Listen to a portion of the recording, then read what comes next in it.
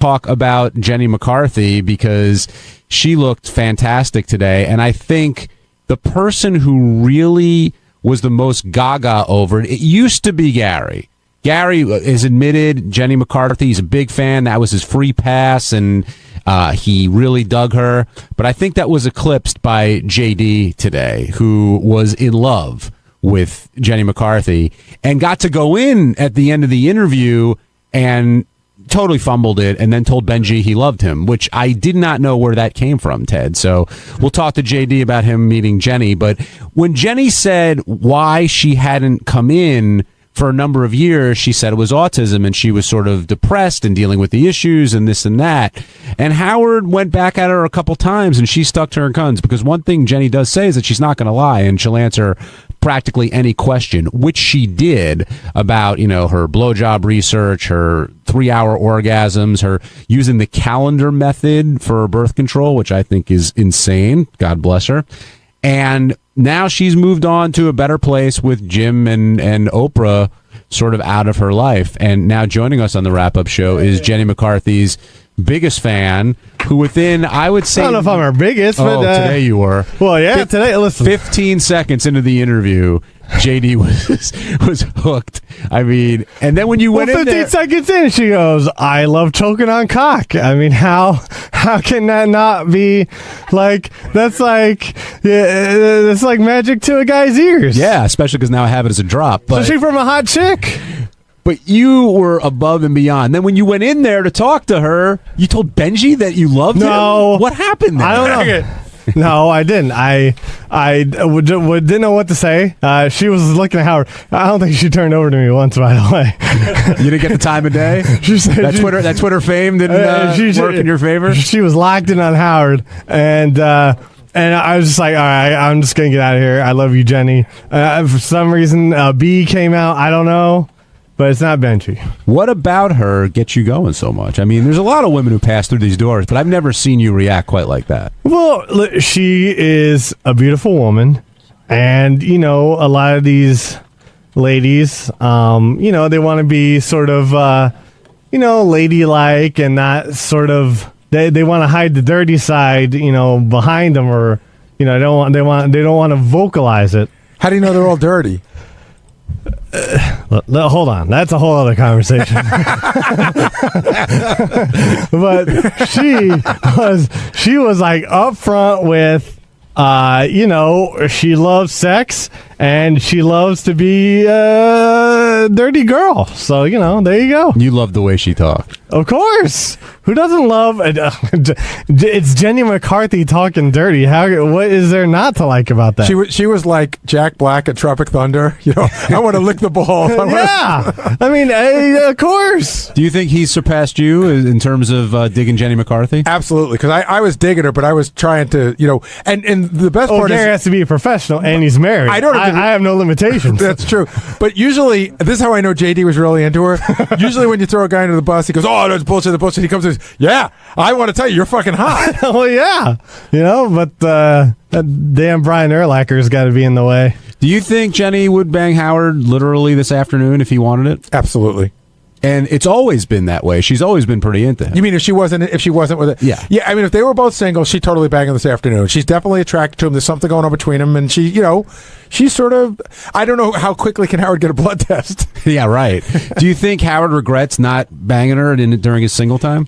I'd say that if there's a top 5 list, that it's her and Jillian Barbary would be the 2 top ones, and I don't know how to fill in the rest. Who's wilder, you think, Jillian Barbary or Jenny McCarthy? Ooh. Got to know your head? I got to think about that one. Oh, that totally fits with Jillian. That was the Yeah, I don't know. What do you think, JD? Give me your assessment, because I know you love both of them. I don't know, but man, that would be a competition to watch. I'll tell you that. I guess I think that Jenny's probably a little wilder because she was naked in magazines. But I think Jillian would be naked in Playboy if Fox would let her. So I don't know. It's a tough call. Jillian seems to me like she sincerely loves sex more than Jenny. I can't tell with Jenny, this is just my thing, how much she's just having fun with the reaction of people saying it. No, I mean, she's been on the show before. I think she's being pretty genuine. Doesn't matter. Son of hot. John, you're on the wrap-up show. Good morning, fellas. How you doing? Good. I hope you can hear me all right. I'm on my cell phone there. No, I can hear you fine. What's your question? My only disappointment is after Jenny talked about how sexual she was, they should have got her on the Simeon. The Sibian, you mean? The No, Sibian. an actual monkey. Oh, I'm telling you what, the way she was talking about having long orgasms and things like that, that would have made for classic, like that one gal that's supposed to have the brain tumor or whatever, that I can't think of that porn star's name that was on there that had that massive orgasm with the guy that created that Raven thing. Alexis. What were you going to say, JD? Well, should I tell him what I came into Gary's office and I was like, we need to have her demonstrate this oral technique because she keeps talking all about it, and I wanted to see it. You wanted me to get a banana. You were very specific. I wanted someone to get something in there. But I mean, Howard tries to gauge. That's on display. I mean, she could be very sexual talking about what she's doing, but Howard tries to gauge that, and it could be insulting to her. Even though she was talking about what she was talking about, it might be insulting to get her on the Sibian. And she's got more appearances coming up, and Well, she was alluding to it. Well, at we the better beginning. be Yeah, at the prepared beginning, for her you're right. Yeah, She did mention it. And then I thought to myself, oh, that'll be really funny. Maybe she'll get on the Sibian because she's wearing underwear. It's not that big a deal. And she said she wasn't wearing underwear, and then she even said something that her private parts would engulf it or something like that. I thought she had ridden the Sibian. Who No. was the big one that Carmen rode it? Electra. Carmen Electra. She was wore it with. She did it with underwear on. Did we? Was there something with her peeing in her pants afterwards? Tickle chair. Was that Jenny? Yeah. No. Oh, okay. Jenny peed in the tickle chair? She sure did. I don't remember that. When it comes to piss, I don't forget. I get all my water. There's a quote. I'm getting my Sal water Governale. in the tickle chair confused because I think So Maria Menounos was the one who spilled all the water on her, right? Yes. There's a creepy grin again. No, because I was the one doing it. That's the creepy Matt in grin. California, you're on the wrap-up show. We all have it, Gary. Hey, Matt. Hey, how's it going? Good. Hey, listen, I just want to talk a little bit about Jen McCarthy. Yeah, she was a great guest today, and I got to agree with the last guy about the city and would have been awesome, but she's just very open and very candid. It was a great interview again by Howard. He's just one of the best interviewers probably ever, and it's just pretty awesome. It was really good show today, and Bill Walsh was good, too. Yeah, I mean, the sex stuff with Jenny was amazing. I've never heard anybody come on the show who has any celebrity at all and be that open. But even the stuff she talked about afterwards, I still thought was great as well. Although JD wanted to go back to her blowjob techniques. Oh, yeah. Yeah, I thought she was a really good doesn't? interview. Thanks for calling. Sal, I see you in here. You went in towards the end of the show to defend your new teeth. Congratulations on that. And congrats on your new show. Thank you, my friend. But it seemed You're that welcome. this is one of those situations where Howard had to tell you, don't cover your teeth when you're laughing. I don't want Gary to see them and make fun Well, of them. that's where I'm going with this. First of all, you look like Ross when Ross on Oh, Friends no, kill got his me teeth now. whitened. And As everything's long as given- my teeth don't smell like Ross's teeth, I'll be fine. Sorry, Ross. But Gary started Ross. All right, look like Ross how? Ross from Friends. Oh, shit. Oh, my God. I can't believe But good work. Oh, God. I was talking about. I said Sorry, Ross. Ross from Friends. Oh, fuck, did I put my foot in my mouth? You sure did. You are one of a kind. I just kicked out my new teeth. But this was one of those situations where it seemed like Howard told you were inappropriate, therefore you're like, you know what, I guess I see that when you were getting them and the jokes you made and things like that. But do you really feel like you did anything wrong when you were I in think there? I think I'm a normal guy. I think I'm getting my teeth done. I have a little gas going. I have a beautiful assistant to the left of me. If you're so normal, how come you're the only one that seems to get this kind of trouble? I don't know. Look You at guys you. bring it to light. But it should be like everybody should be. You should hear every day. Oh my God! Some guy went to the dentist office, used the N-word. You don't only hear about you. Yeah. Well, I didn't use the N-word I didn't use the N-word, not N-word in a derogatory sense, like when that black guy stole your chocolate, Gary. I used it singing along to a song. Let's go back to the hits. But yeah, I thought I tried to make the best of it. It was very painful. Gary, how it is. It's you're under a lot of pressure. It hurts. There was pain involved. Not much pain, but at first he missed a spot or two with the Novocaine, and God, my balls went right up my ass. Whoa, because you clench up, and I kind of wanted to break the ice a little bit. Can we clarify something? I've heard you paid $12,000, $6,000, Right. $18,000, and paid nothing. What's the truth? I paid $6,000 for around $5,800 for the lab work, for the teeth itself and the lab work. The dentist did the work, put on the teeth, and they did the gum shaving for free. Why? Well, he offered it to me for free. But who is he to you? Nobody. Well, I met him through somebody, And he says, look, if you want nice teeth, I can help you out. And he says, I could give you a deal. I'm a fan of the Howard Stern Show. He's a big fan of the show. Because here's the allegation that's going around the back office. Yeah. There was a Page 6 item about it last week. So that basically Yes, you got on the air. The rap is you got on the air, gave out the guy's name, got the Page 6 thing, and in exchange you did it for free. I swear on my children, never called Page 6, never did anything like that. There was no barter there. I'm assuming, which makes logical sense to me, that somebody, either the dentist or the dentist's office, leaked that out. That occurrence did happen. They did put me in a separate room and they waited for her to leave and then for me to go in because they were afraid she was going to be offended by seeing me. I never besmirched her like they said. So when the news came out, I don't even know what besmirch means. It's all right. Keep going. So when the news came, Scott the engineer comes into my office that morning and he goes, "Well, you made the papers," and he hands me the newspaper and I read. I'm like, "Wow, that's really odd." So no, there was no tie-in with that. The dentist did give me a break. They are big fans of the show. Well, it's not a break. A break is a break in price. He gave it to you for free. Yeah, that's not really a break. He gave it to you completely for free, except for what it cost him. Right, pretty much. So that was very nice of him. But why would he do that just for you? Like, do you ever feel weird about taking it? No, I mean, no. He made it perfectly clear that look, this is what I could do for you, can help you, and he had no problem with it. So I thank him. No, I'm for saying, it. do you have a problem with it? No, I'm 6,000 in the hole in some capacity. And sure, let's not lie and let's not kid each other. The dentist knows. Look, I'm on the air. I have nice teeth, and it'll certainly help him. There is a bartering deal there. That's obvious. But he seems to be pleased. He presented it to me. And he did a great job, Sal, and I thank him. One last question. You talked about getting out of a speeding ticket on the way home? Yeah. What? I mean, No, I didn't talk my way out of it. It was just a ticket. How fast were you going? You know what? I was on Long Beach Boulevard. I think that's what it's called, in Long Beach, New Jersey. And apparently, it's 4 lanes. But I was going 51, and it was a 35. What's so funny about that? Because earlier you said you were doing 53 and a 31. Whatever it is. And we're like, I've never seen a 31-mile-an-hour zone in my life. It was right. 35 makes more sense. It's an even, whatever, an odd number, but it's cut off evenly. Jesus Christ. That's all. Do you know that there's not a day that goes by that my son, Lucas, tells one of his friends that I work with a guy who can't find California on the map? I can Swear now. to God. I can now. You guys have educated me quite a bit. It's on the West Coast by the Pacific Ocean. Well done. Hello. I'm Baba Booey. And on Tuesday's wrap-up show, we talked about Lisa G's sweet and greet, which was a big topic of conversation. Howard doesn't seem to be that happy with it. Lisa wouldn't come in and do the show, but there were a lot of people who wanted to come in and talk about it. Here's what happened.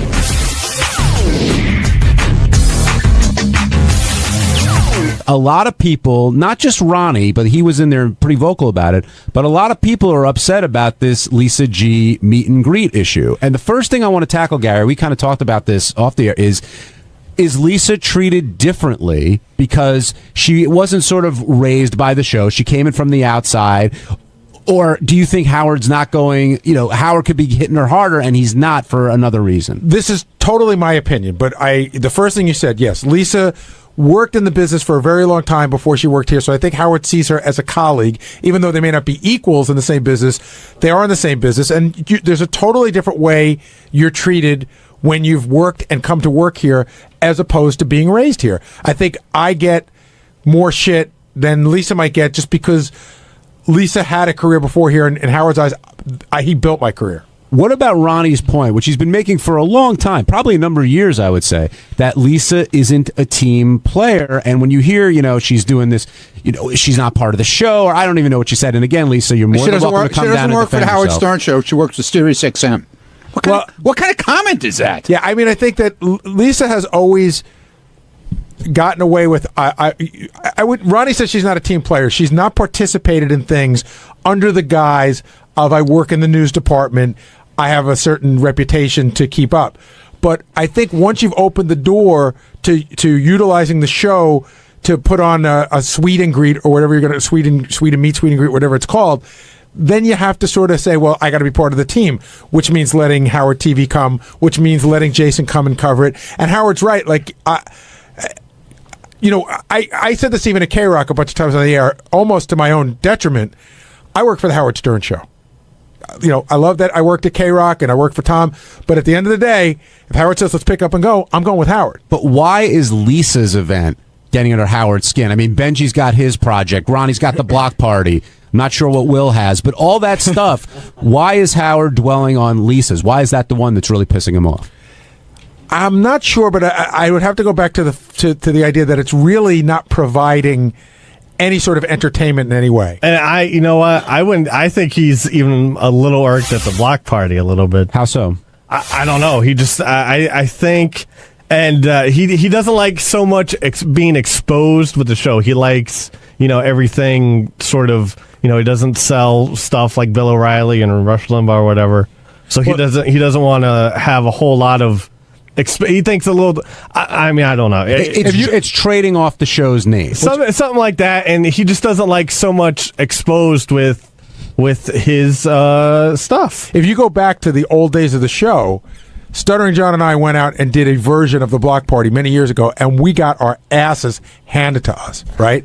Then John doubled on back and did a more interesting version of the block party, which was just basically John hiring 3 unbelievable comedians and taking most of the money. And for some reason, Howard didn't seem to mind that. I always wondered why. And again, with the block party, Howard doesn't seem to mind. But there's one thing the block party provides that Lisa's not provided yet, which is a lot of content. Although she's providing content now, I think that the block party comes back to us every week with stories that are fun and interesting for the show. Right. It feeds the Howard Stern show. Right. Therefore, Howard's more tolerant of it. If I don't know if I'm using the right word there. I just wanted to say, too, having been a listener for so many years, I know what not to do going into something like this. Well, like what? Well, like, for example, not putting Howard's name all over an event that he's not going to be a part of. I remember John getting chewed out for Howard Stern and Friends, and then it was Stuttering John and Friends, and, from the Howard Stern show. And Howard Stern's name would be 10 times, 10 times bigger than anybody else's name. Shuley and Friends. No, Shuley and Friends. No, but I make sure that, But Lisa isn't doing that in this No, instance. I'm not saying she is. I'm just saying those, for what Gary was saying was when they used to catch shit in the older days for doing this, it just... you got to go into it respecting the fact that he's the reason why we're all getting a chance to do this. Ronnie, why do you think Howard's so bent out of shape about Lisa's event? Pretty much for the same reason everybody else is thinking it, because there's nothing there. She's not doing anything. She's charging a lot of money. Baking and talking. She's not even, well, according to what I heard, you're going to have to pay $103.49.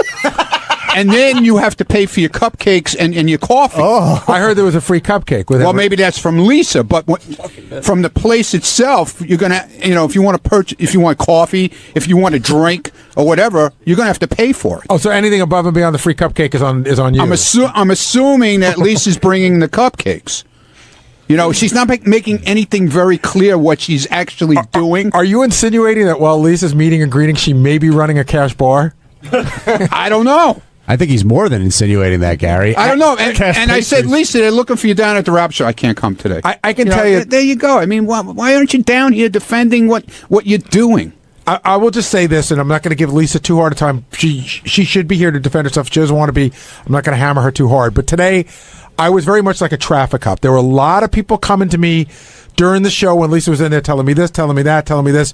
And all roads seem to lead, at least people's belief that works here, is that this is all based out of some sort of jealousy that Lisa has towards almost everybody on the show, in the sense, like, why does the block party get to go out? Why does Benji get to go out? Why does John Hein have a TV show? Why does Lieberman get to go on CNN? And I'm not saying that it's all based in rational thinking. And like you said, John, you went out and auditioned for the show. She may just be feeling that she's missing something, so this is her attempt at getting something going. Well, but then I would tell her. Can I say something, John? That's what irks me with this whole thing, with this whole thing she's doing, because as soon as Howard started to hammer her about it, she brought us into it, and like trying to make us the bad guys also. Like we're doing something wrong because he's hammering her. Or we're providing the same amount of entertainment or whatever. Well, she went flat out and said, hey, she's not doing anything less or more than Ronnie and JD are doing. That's not true. What do you do? I host a show. And that's what she's doing. She's hosting. Yeah, but she's not hosting. And there's nothing beyond her hosting. She's not introducing, like I'm introducing Shuley. I'm introducing JD, or he's introducing me, or whatever. I'm introducing. So you want credit for introducing JD? That's a show needs an MC, okay?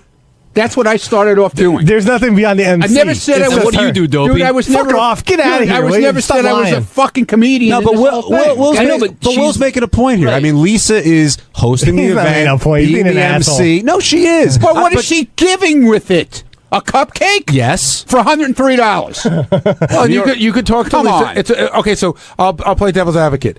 It's there's women who listen to the show who may not want to go to the block party because Okay. it's a little racy for them. Right. They're more in Lisa's sort of thinking.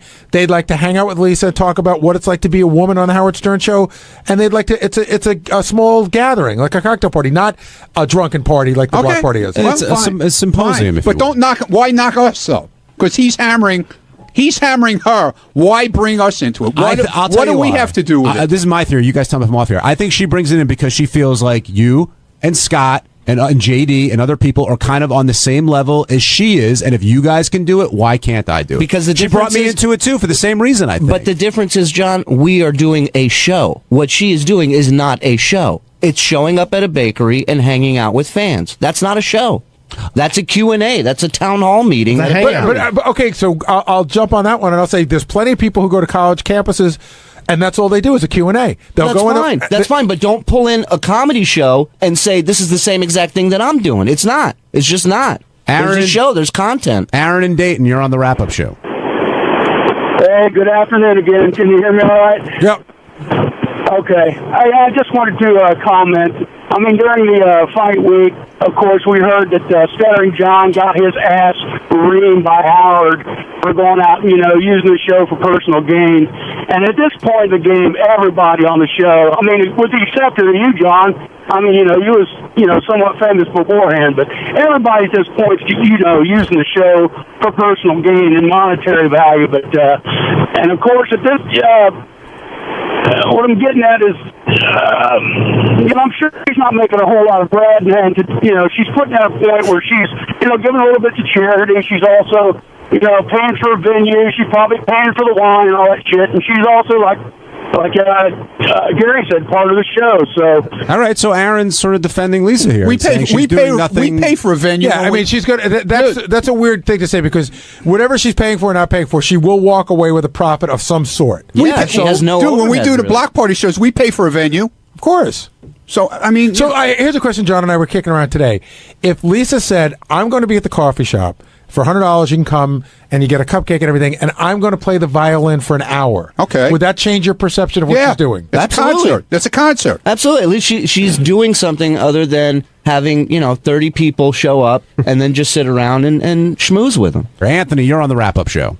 Hey, what's going on? I'm a big Shuley fan. I mean, I'm a stand-up comedian. I moved out here to PA from California, and just the transition there. But she's promoting the show because she is bringing. She's using the Stern Show as saying, I'm bringing the female listeners and trying to make money off that. Because the block party is just completely different from what she's trying to do. She doesn't have an act.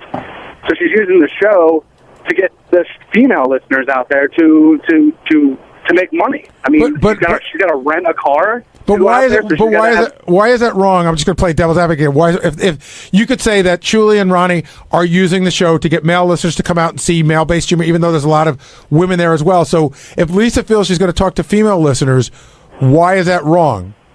But why does she have to make money of it? If she started to support the show and won a gig, she should be able to be like, "Hey, I'm Lisa G. Come, get listeners to be more attracted to her, not because I need to make some money." Why should the guys from the block party make money? Shouldn't they just be? Should Julie's a comedian? Should No, he because be out there for the joy of making people laugh? Also, would it matter I to pay you? money to go see the block party. I pay money to go see the block party. I was up in Canada and I saw the block party. It was fucking awesome. It was fun. But you haven't seen Anthony, people don't have to spend money to go to Lisa's event. They just won't go. Right. The reason I wanted to pick up his call is because he said Lisa's scamming people, and I think that's a poor choice of words because I think Lisa's being very upfront about what she's doing. I don't think there's any scam involved. Well, you know what? We should get Jason down here because he said that he feels like she's scamming people big time. But she's being very upfront about. I mean, I don't think anybody who pays can't walk away surprised with what they're getting. What were you going to say, Benji? Well, would it matter? As I said before, I don't think there's anything wrong, and I think Lisa could say she's putting on an event in a different kind of way, but she's still putting on an event. I don't think there's anything wrong with that, except I felt she was being very hypocritical towards when she was criticizing me. But would you guys say it's any different if, let's say, this cupcake place hired her for an appearance and they paid her? I think that's different because you're not taking money from the listeners. Right. That's the huge difference right there. In other words, the cupcake place paid her.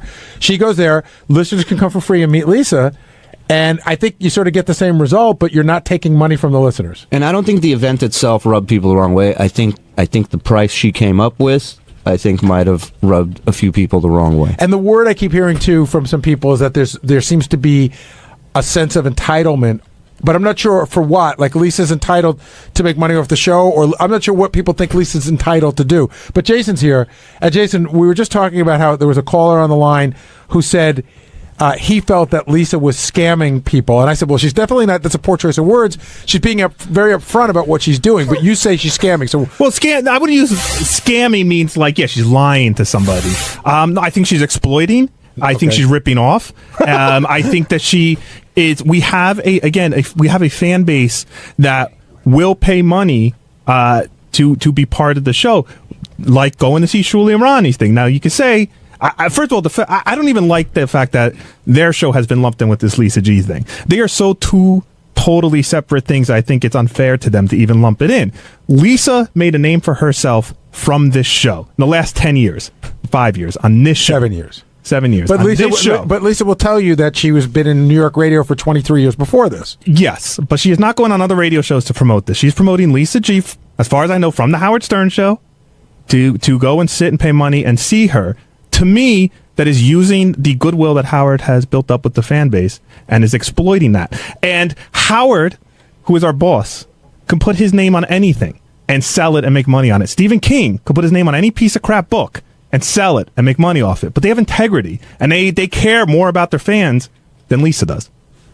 So why is this getting under your skin so much, Jace? Because you were like fuming back because there. I know this is going to sound corny, but I love our fans. Like, I really do. I was one of them, and I know how easy it is if you wanted to. Will and I don't know if we have the same draw as Lisa, but Will and I can go out and do this too. We could say, hey, come spend $100 and hang out with me and Will. We're not doing anything. We're just hanging out.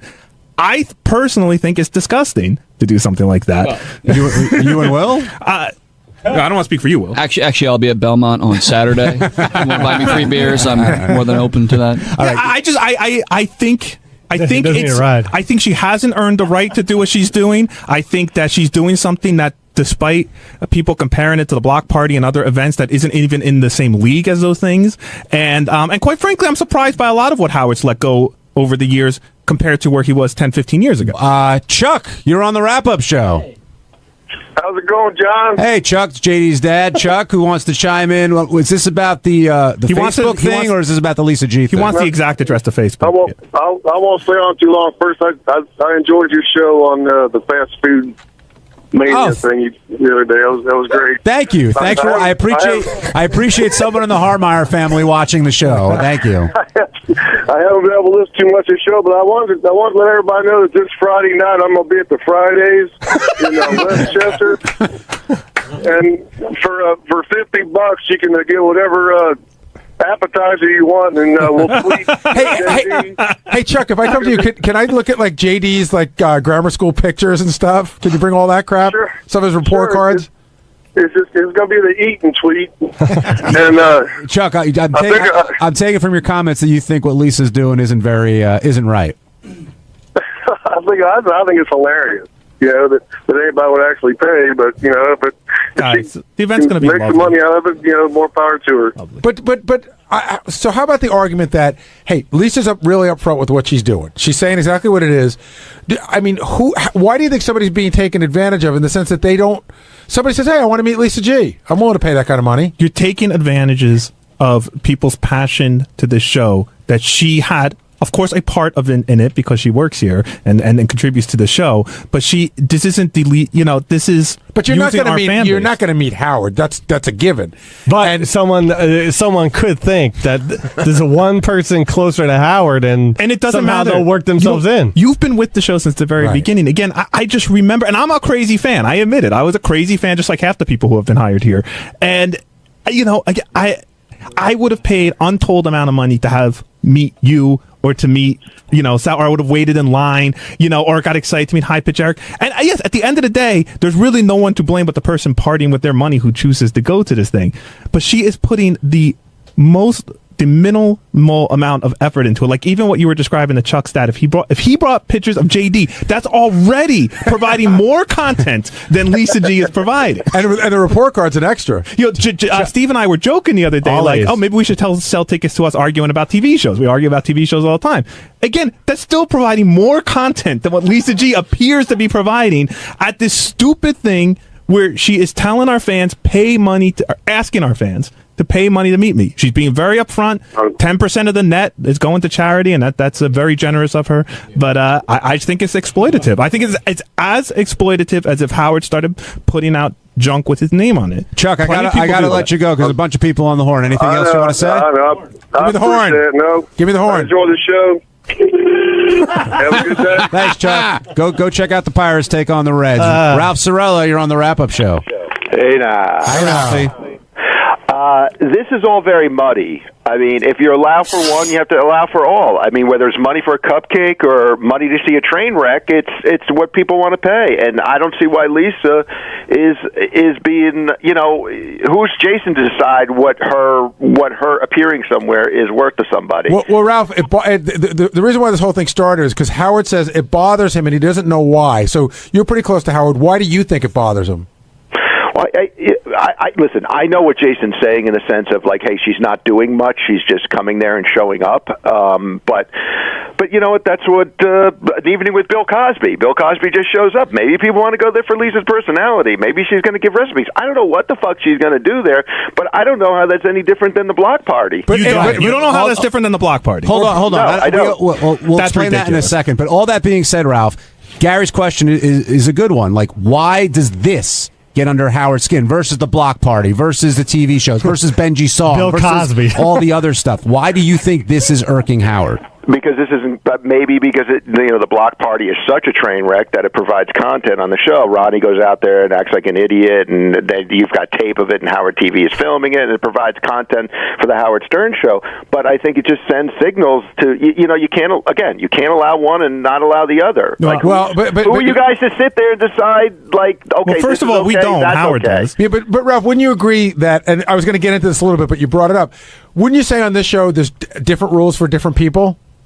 Absolutely, yeah. So then when you say you have to allow for one, you have to allow for another, really, Howard's running a monarchy. He has to allow for whatever he wants. Yeah, I mean, Artie used to get away with crap that none of us could get away with. That's right. And because he was Artie. Yeah, and that worked out really well. Well, I'm just saying that's what happens under that. Anybody could do whatever anybody wants rule. What Artie was allowed to get away with business-wise had nothing to do with what happened No, here. he got away with a ton of stuff here that we got. If I slept in the office as much as he slept on the air, I don't think I would have been treated with the same kid gloves. Absolutely, because you're not as funny as Artie. No, I'm not. Right. The people are treated differently here. Yeah. And that just doesn't work well. It just sends out a bad message to everybody. But again, I fundamentally disagree with you. I think Ronnie's block party does skirt the line of what Howard used to be angry about in the day when John and Gary tried to go out to do stuff and Howard didn't want it to become the traveling Howard Stern show. And I do think it comes up against that line. But at the end of the day, they're promoting their comedy show. People are buying tickets to their comedy show. I don't know. To me, it's completely different than having a lovely chat with coffee. I will agree that it's different. I don't know if it's completely different. I mean, I think what bothers you is Lisa's looking for a way to make money. Ralph, would you buy a ticket to just see JD and Ronnie, but no comedy? I wouldn't even do that. Me, Gary. Last question: is Howard going to put an end to all this stuff? It's getting to be rubbing up against that area. Hard to say. On Wednesday's wrap-up show, there was a lot of talk about Sal, shockingly, screwing up a game again. And this is one of those situations where Sal doesn't think he's wrong, is told that he's wrong, and then realizes that he's wrong and tries to explain himself, which he can't do. So we heard Sal tell the story about how it was unfair of Howard to call him a sucker.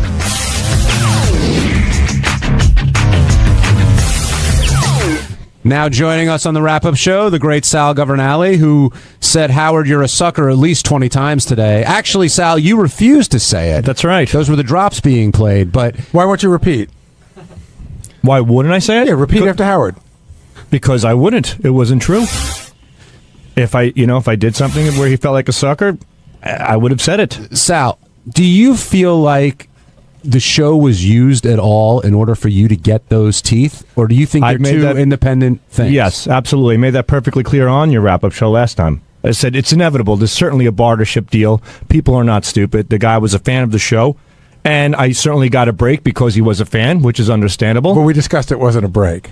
Right, but then the break comes back and bites you on the ass. Nothing is ever really a break. There's a price to be paid, whether it's monetarily or getting the shit kicked out of you by Howard Stern.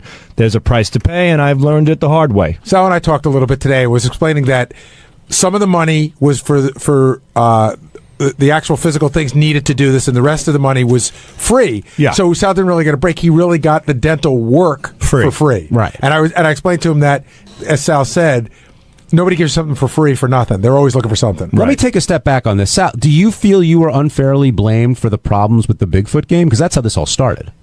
At first, I thought I was, but listen, I'm the one who created the game. The glitch was there. Guilty as charged. But you said you double-checked it. What did you mean by that? I double-check all my work. In this particular case, and I don't know why. I don't know why I do these things, but I always give my... That seems to be the mantra this week. I heard Tim saying that earlier in the week. It's almost like, how people have a guardian angel? I have like a guardian bully. When I'm going... A black cloud? Yeah, when I'm going in the right direction, somebody's kicking me in the balls, just throwing my mind off a little bit, because I always give my CDs to Scott to double-check. And like when Howard asked me, did Scott double-check this one? I said, no. And that's when it hit me. I'm like, he didn't double-check this one. I did, but... inevitably, it was a screw-up on my part. It's always better to give your stuff to Scott, because then when it screws up, you could blame Scott. Right. What happened was there was a glitch. You saw it. Then you went back and saw that there was a track there. But what we figured out is that Bigfoot's answer was so short. Right? Mm-hmm. It didn't register as a track. It was a track, but it just goes from one track to the next so quickly, which Richard knew, and he said, Sal just sort of forgot you got to add a little time. And by the way, yes. to say something nice about Scott Salem, that's the kind of crap he really catches. Right. Like, I gave him all the impression stuff, and he called me in, he's like, wow, the levels on this are really off on one of them, and we listened to it, and I'm like, good call, and he fixed it, and, that's his job. And that was my mistake. So I took back that game and double-checked that one.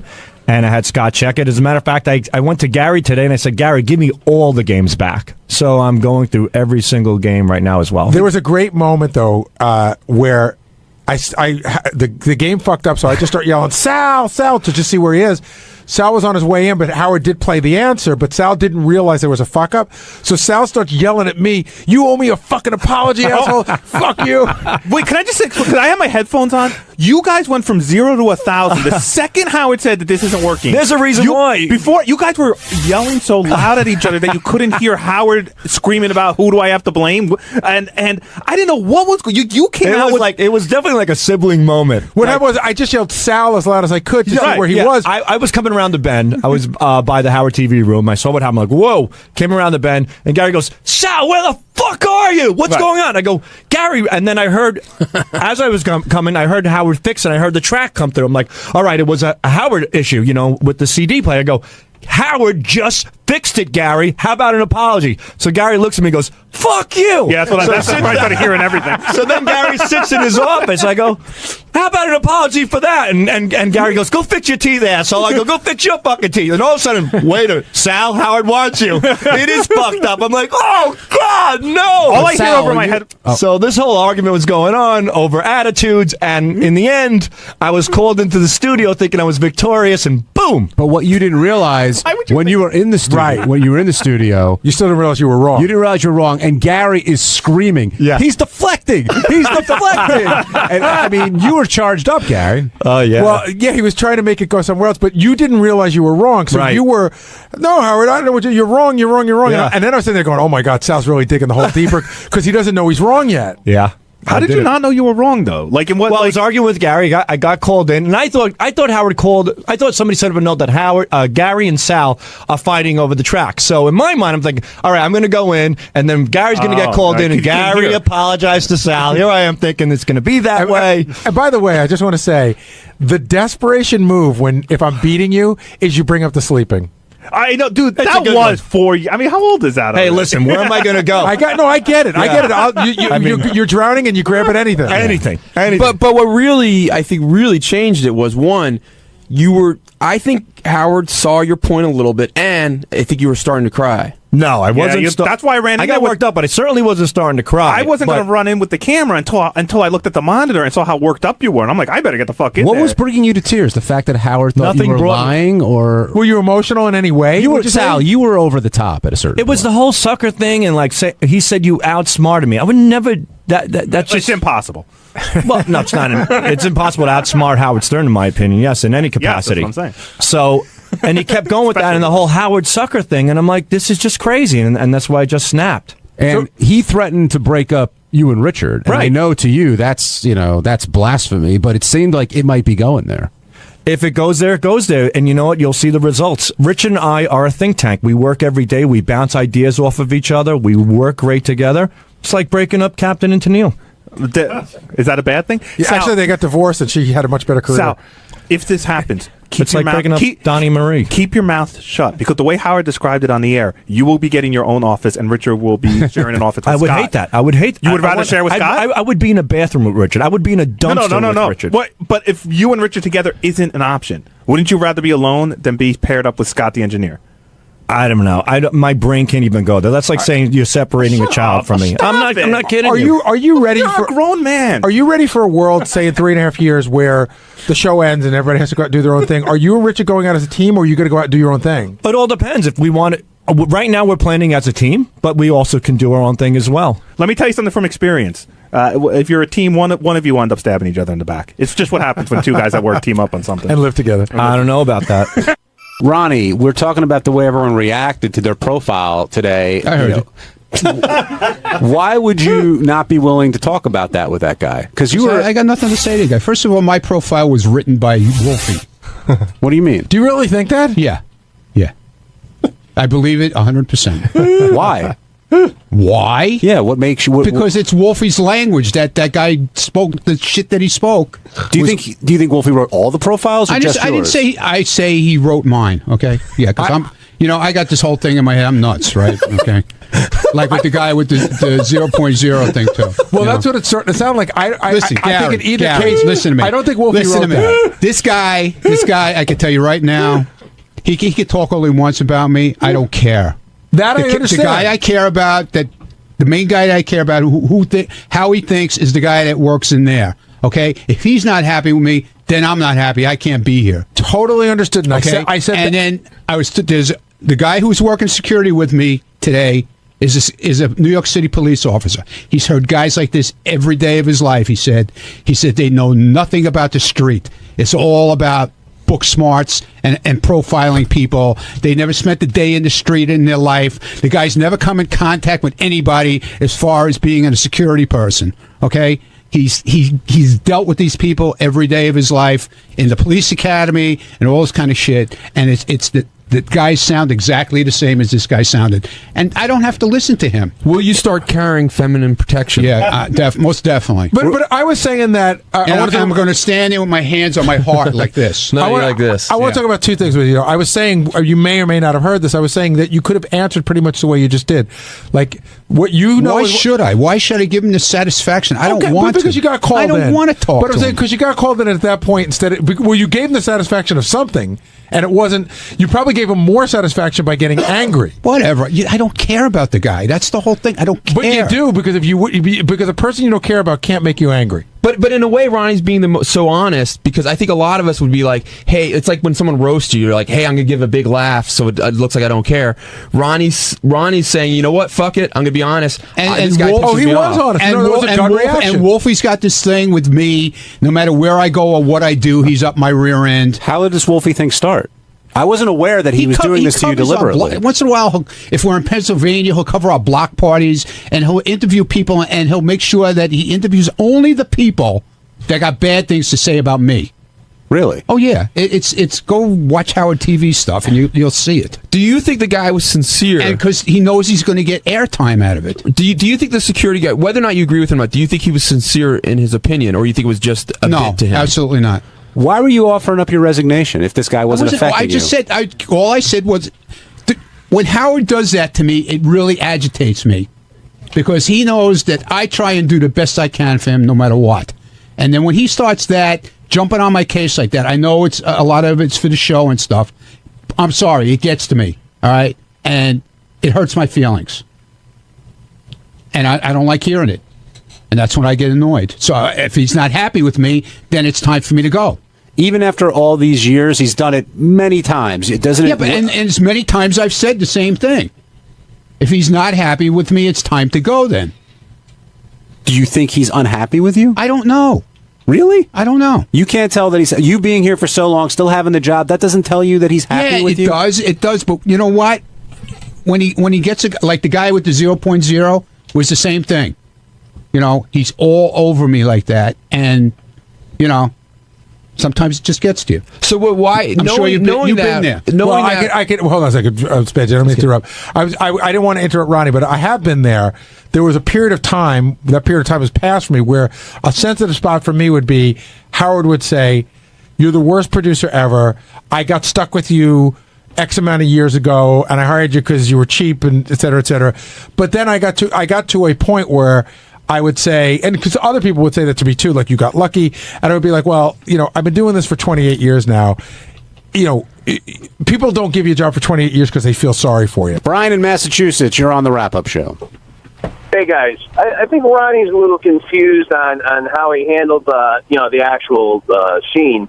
I think that he was a little uncomfortable talking about security on the air, period, and he didn't know how to get out of it. I mean, he did it for the show, but talking about what you do, how you do it, with Howard's extra exposure on AGT.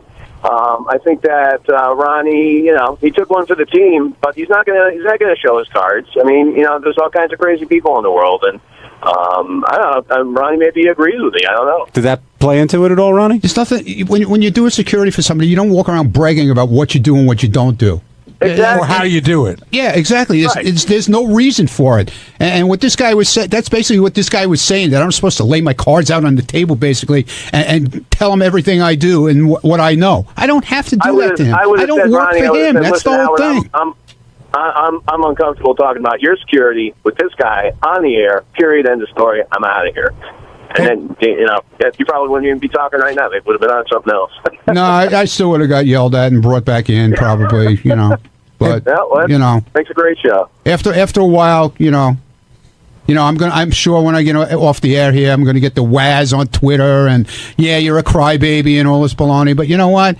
If somebody's not happy with you, time to move on. It makes sense what I'm saying, You know what I'm saying? obviously. I don't think Howard's unhappy with you. I think one of the things he loves about you is that he could rile you up so easily. I know that. I know that too. I know it's part of the game. Gary, it's funny. A lot of times we'll talk about people getting, and laugh at people getting insulted or made fun of, whatever else. But you also get your balls broken if you say that your feelings are hurt. So I commend Ronnie for coming in and being honest and saying he was truly hurt by that. It's always funny when it's not you. But I know I got yelled at by Artie once because I told Artie hurt my feelings. Like, what are you, a chick? Yeah. And Ron, you've been kind of quiet today. I could tell that kind of got to you a little bit. No, not that it got to me. I mean, it bothers you. It bothered me because, just for what I said before about, when somebody keeps bringing up the same thing, you don't think they're happy with you. But the flip side is somebody keeps bringing up the same thing because they get a great reaction out of you. That too, but, whatever, All right. Could be having a bad morning and it gets to you. You know what I'm saying? Floyd in Arkansas, you're on the wrap-up show. I just wanted to call and defend Ronnie a little bit. He never once offered up his resignation. All he said was if Howard wasn't happy with him, Howard could fire him.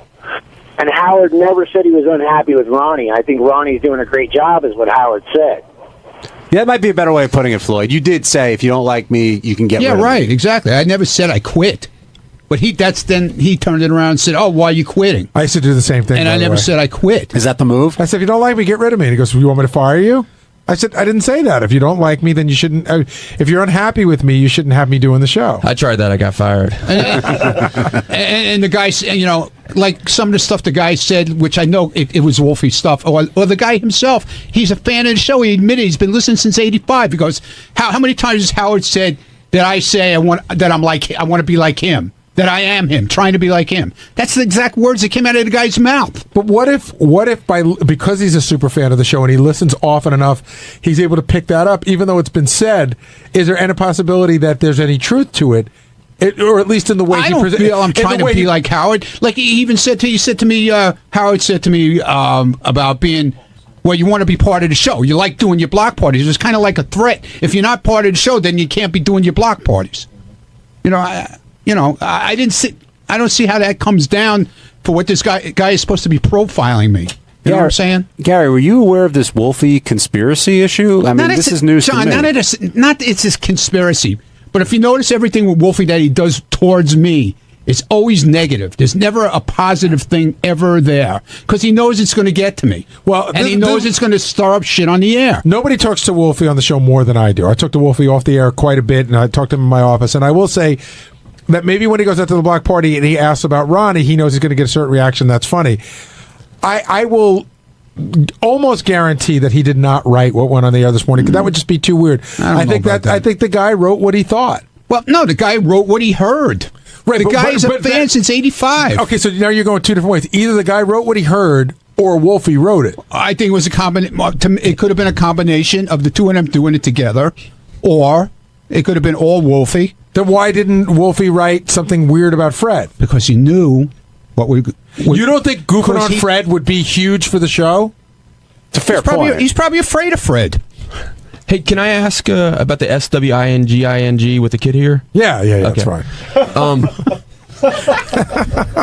About the what? Huh? My son's here today. So I know he's here. I know. I see him. You mean when he profiled Ronnie as an obvious swinger? Yeah. So as a what? As he said, like, this person is a swinger, and I don't know where that came from. But I have no clue where that came from. I thought that was something he drilled up in his brain. But I thought you have said that you. I thought you have said you are with other women. What do you mean, other women? Other than your girlfriend? No. Okay, then I'm wrong. No. Okay. When did I say that? I thought you have. If I'm wrong, I'm wrong. It's okay. No, he said that he got a free pass when it came to Lisa. Yeah. But I thought you said sometimes you guys do bring in other girls and stuff. Okay, that's fine. Ronnie, do you find it strange that Howard, at his age, being married, wears condoms these days? Yeah, I do. Why? Well, first of all, I hate him, so I don't know how. I really don't how. I don't know how people enjoy doing it as much with it. It's to me, it's not the feeling. You don't get the same feeling. No way. Ronnie likes it raw. Exactly. It's a necessity. I mean, listen, I understand that life isn't perfect.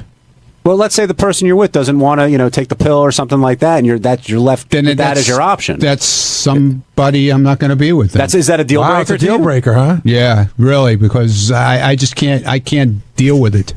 I can't deal with them. I've tried, and I hate them because for so many years I did it without it, and you get and then if you have to later on, it's forget about it. I'll try to do the math, but I'm thinking like if Ronnie had a kid, like how old's your grandson?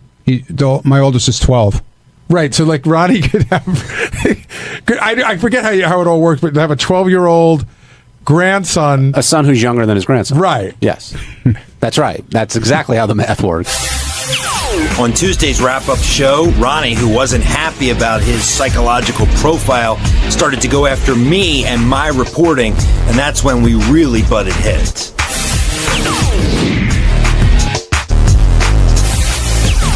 Gary, was Lucas really concerned for Ronnie last night? He really was. Like I said, we hung out with Ronnie at a baseball game a couple of weeks ago, and he just, Lucas doesn't listen to the show, so all he heard was Ronnie on the wrap-up show, and he was sort of bummed out by how upset Ronnie was.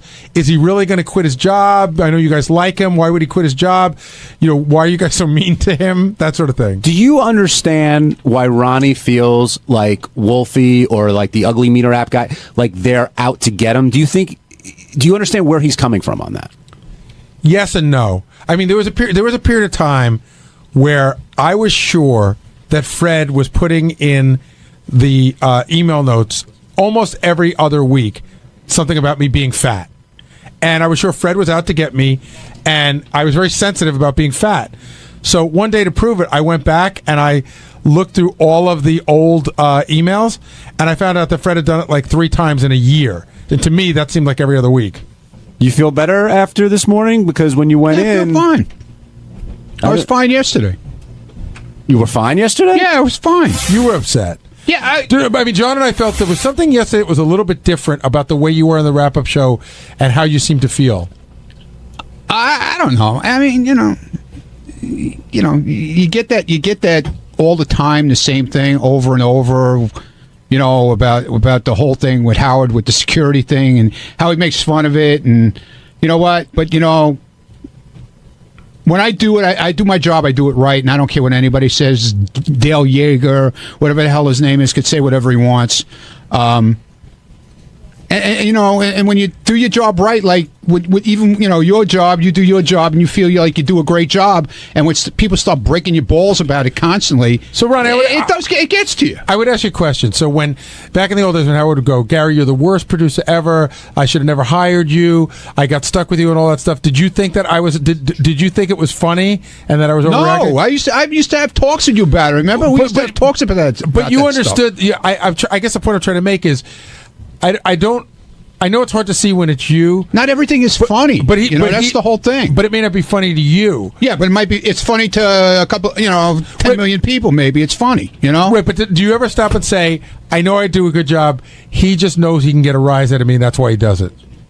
I don't know. It gets to me, but I don't know. You know what, Gary? You don't think if someone other than Howard had done that, you don't think you'd be much more likely to react that way? I've had people come in here that are supposed to be, experts and talk about what a shitty job I do, and I'm sort of like, you know what? They don't know what I do, and I wouldn't say that it doesn't affect me, but it doesn't affect me the way it affected Ronnie. I thought one of the most interesting parts was when Lieberman got upset when he says, "Don't question my reporting." Like, I don't want to be questioned about, how good of a reporter I am. Then don't bring up a story that you can't finish. But what I'm saying is, like, he got upset essentially about the same thing you did. Right. When someone questions his job. Yeah, his eyeballs were popping out of his head, and he was upset, and he can't tell me any different. Ronnie, before John addresses that, why didn't you want to talk about the car? Listen, there's certain things you want to talk about, and there's certain things you like to keep quiet.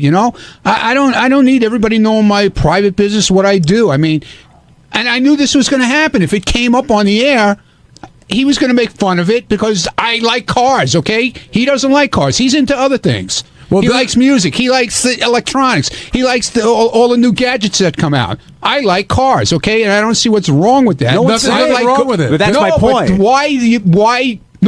why make fun of it, though? Because you react. And that's my point. That's why I didn't want to. That's why I don't want to. But Ronnie, you're making my point. If you're happy and proud of it, what's wrong with talking about? But I don't need it brought up on the air so he can get to me like that. Look, he has a way of getting to people, and you know it. He has a way of getting under people's skin, just like I know how to get under Lieberman's skin. I got under his skin all morning today, and I know I did. Let me address the reporting thing. Tell me different. Let me address the reporting Look at him. Here he goes already. There are different layers to stories, Ronnie. So I had the story. You're angry right now. The story was, let me finish. The story was you have a pace car that you're driving around town. What I had. That was the problem. That was the story, and that's what I went on the air with. I didn't have all the details. You came to me, John. You came to me and said, I heard you got a new car. And you didn't say anything about pace car, schmace car. You said, I heard. You were fishing. You heard I got a new car. You had no idea what the car was. You had no clue what it was. I had from 3 different sources that it was a pace car. Sources so I went on the air with it, and then you confirmed it. So what's the issue? What's the issue here? There's no issue. The issue was I confirmed it myself later on. You had no story when you brought it up. You had no story, John. Ronnie, you're almost like I can't get through to you. It's like you don't have a normal brain. I have a normal brain. Listen to me. When you report, I confirmed the story with 3 sources, and then with you yesterday by blowing me off, you confirmed it. No, I didn't. You said. I said nothing. What did you say? I said to you, I don't know what you're talking about. And then when I kept questioning you, you finally said, yes. What did I say? I have a car. We're playing the clip today on the news. I didn't say what it was. It corroborated what I had from 3 other sources. For 20 years already. So I went on the air with it because I was confident in the story. I had it from enough people. No, you weren't confident because you didn't know what the car was. Doesn't matter. I knew it was a pace car, and I knew you had it at home. Dude, why do I need to know the year? You're coming in with having them bring in different pictures, different colors. You're telling me the car's orange. You're telling me the car's pink. You had no clue. The structure of the story was true, and I stand behind it. Well, good. You stand behind it. I think it was bullshit. You don't. How is it? So it's not true? It's true now. Thank you. I Thank said you. It was That's true. it. I said it was true afterwards when Howard asked me. I said it was true, not to you. That's what's what I'm the bringing issue? out. You're confirming my story. No, dude. You had no story when you went in there. If it's not a story, that would mean you don't have a pace car and you're not driving it around town. You put the thought in his head that I have some kind of a car. Not what kind, any I kind. cannot believe that we're arguing over car versus pace car. Just because you're a shit reporter, Oh, I'm and a you shit don't want to reporter. fucking admit to You're it. calling me a shit reporter? Yes. Have I ever called you a shit security guy? Yeah. I haven't. I have never once questioned your security. And whenever anybody asks me, like at AGT, Why are I you say, getting so angry for? Ronnie stands Why on are you guard. getting so angry Because for? I'm a real reporter. I don't need you questioning it. See, Ronnie, I now- would never question what kind of security you do. But here's the thing. See, you see the smile on your I'm see the doing smile on your exactly what everybody does to me. Okay. So then why do you get upset when people do it to you? Because you know. Look at him.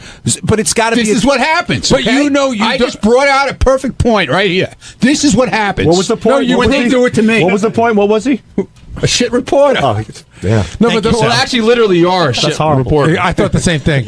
But the You point, report on shit. but Ronnie, the point that I think you might have missed is you did that solely to rile him up. And if you couldn't rile him up, you wouldn't go down that road. Right.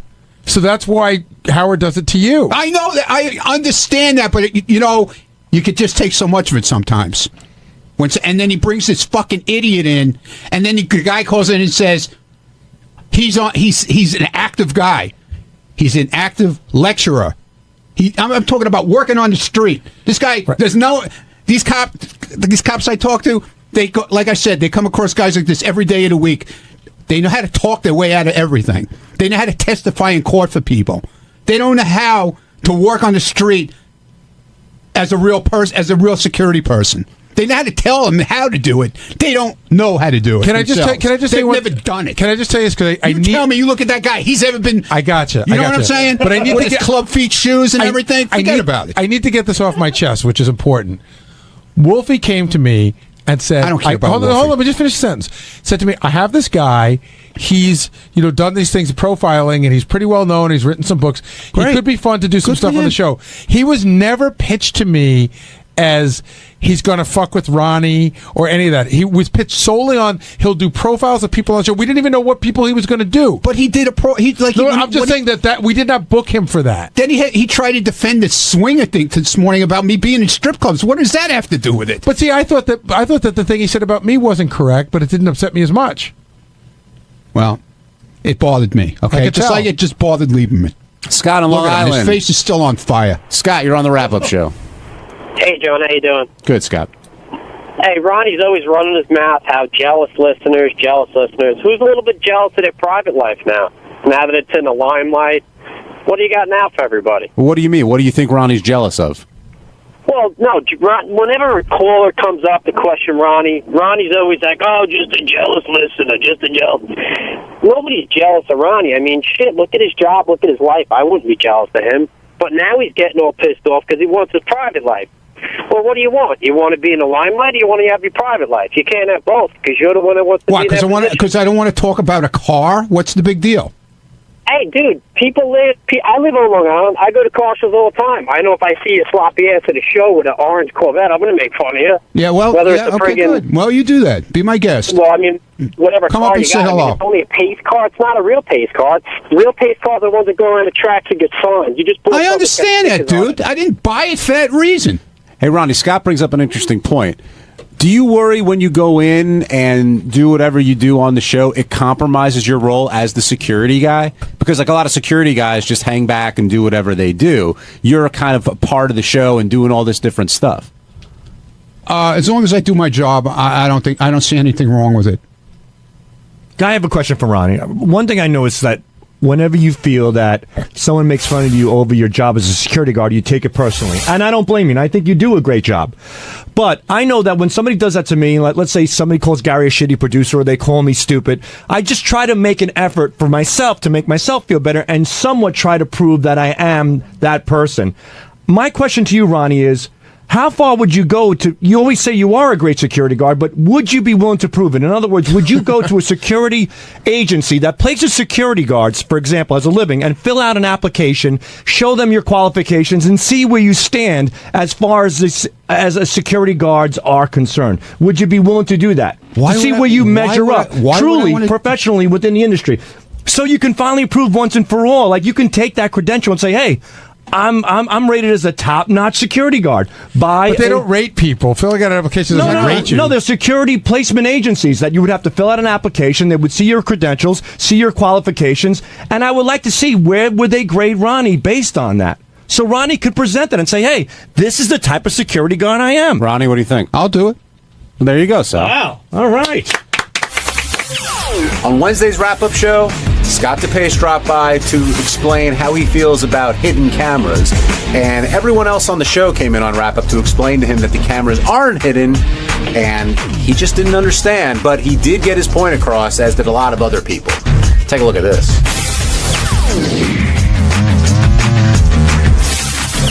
Scott's here, and I asked Scott to come down early before things got crazy because I wanted to talk to him one-on-one. Well, JD's here, and that's fine. I won't say a word. But you already did. I said that you denied not, when you wanted to be on camera, making that edict, and you say that's not true. No. So can you give me the truth as to what happened and why everyone's all over you? I just want to know when the camera is on me. That was it. I never said once that it can't shoot me. Now, why? Never once said that. Okay, but why would you want? Why is it fair that you're tipped off versus JD or me or anybody else on the show? Well, it's in essence, it's a hidden camera to me. I've got my back. I'm to the camera. I'm looking at a bunch of monitors. I'm very focused on the monitors, trying to direct the show. Last thing I want is a camera out of nowhere just shooting me. I thought it was a reasonable request. Gary apparently has the same request. And yes, I am throwing other people into the bus now, surely. But Gary has the same request. He doesn't want a camera on him 24 hours a day or just, on all the time. He wants to know when it's on. So why don't we get rid of that? I think, as usual, Howard got it wrong. He was fed misinformation. And now he stuck to his guns by saying, no, it's you don't have to know. What do you mean, as usual, Howard got it wrong? I think usually either Gary or Jason gives them the information, and whether Howard gets it wrong because he's not listening to them or they give it to them wrong. But the bottom line is, I think Howard was led to believe that I was saying I do not want the camera on me, and that's never been the case. Now, did Gary ask for the camera not to be on all the time before the whole sleeping thing, or that's what the sleeping thing stemmed from? Well, back in the old studio, when we weren't shooting this behind-the-scenes stuff, yes, he didn't want the camera on all the time. Then when we got to here at Sirius, I told him our problem with we didn't have the equipment to do it the old way. He said, okay, leave it on, and then the sleeping thing happened, and then that's when he shut it down. Let me pose this question to you, because JD's here.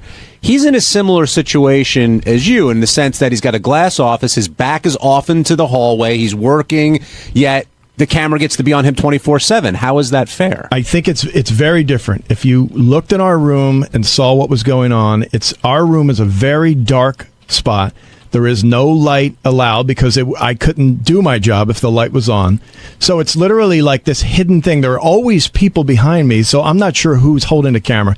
If someone came up behind JD, it would be very noticeable that someone was behind him because it's an empty hallway. It's very different. You'll know when a camera's on you because you'll see a light coming from behind you. Apparently you don't listen. I can't have There's a dark light. room. They still do not use a light. They use what's called iris. They iris up. I can't have a light or else I can't see the monitors. Why are you so upset over this?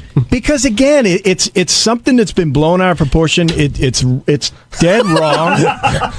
It's very wrong. Got it wrong. Scott. Yes, everyone got it wrong. Howard was under the impression that Howard was not under the impression. He was under what we told him, which was you go up. You have now asked that all the cameramen tap you on the shoulder before they start not shooting all you. The cameramen. It was one camera guy, Rob, who does this behind-the-scenes show. Doug often wants to get the environment, the craziness of the control room, which is fine. Have you asked that a cameraman tap you on the shoulder when you're being shot? That was as a result. Have you asked that a cameraman if you let tap me, you if you on the shut shoulder? up, I'll It's a answer yes or no question. No, it's not a yes or no question. It's not a yes or no question. Never is. So here's another. I'm flanked by awful newsmen. So answer that awful newsman first. I then will. We'll get to this awful. I will. Thank you, John. So it always was, hey, just let me know, and they would say, Scott, we're shooting. But the last few times I have not heard him, and suddenly I look halfway through a segment, I look over my shoulder, and there's a guy. So I said, you got to yell louder. They came up, well, should we tap you on the head? I go, yeah, if that's what it takes. So I never asked them to tap me on the shoulder. They brought that up. But you said that's what I need. No, I did. I said if that's what it takes. Yeah, right. You said that's. I just want to know. That was it. But you don't want cameras sneaking up on you. Why are there? Who else besides you has a rule about shooting here? You do. I don't. Yes, you do. No, I don't. Well, Gary, yes, you do. We're not Scott. But stop a second. I don't want it to turn all the time. I don't want it to turn into yelling and confrontation. I want to be serious. Right, fine. Too late. In other words, if I get into an argument in the hallway, the camera's on me. The camera's not on you 24/7. And by the way, apples and oranges. But here's the bigger issue. The much bigger issue. You're the director of the TV show. You guys control the TV show. Doug works on the edit. Don't you trust your own guys? Like, what is it that you don't trust about? Are you fucking kidding me? Trust anyone around here? You control the show. I don't. I'm not in the edit. So you don't trust Doug? I do to some extent, but the way he threw me under the bus with you, no. Because I think what I'm getting at here is that you don't trust your guys, and I think that's what bothers them more than anything, that they've never fucked you over, yet you yell at them like they're going to fuck you over. I want to be able to filter myself. I do too. I know the camera want to be able to filter. on. So I want to say when I'm in the hold on a second. Hold on a second. That's not true. When I'm in the hallway and I'm having a fight with somebody, I would like to be tapped on the shoulder if somebody's taping me. A fight is so different. Why is a fight different? Because you expect the cameras when there's a fight. I don't expect the cameras when Howard's doing a show and I'm trying to just direct. And I didn't expect the camera when my door was closed. No, not when he's talking about me. When he's talking about it, of course, Greg will bring a camera. The cameras are there. What are you afraid of? What are you afraid of the cameras capturing? What if I'm directing a segment and I say something that I wouldn't want on camera? What if I... So then you go back to Doug and say, hey, don't put that on camera. But who wants to do that? I would rather just know that the camera's on me. Everybody here lives under one set of rules except for you, who has one set of rules. That is bullshit. You are the same guy. I'm not the same guy. You told us we can't have the camera on you the whole time. You control it. But now.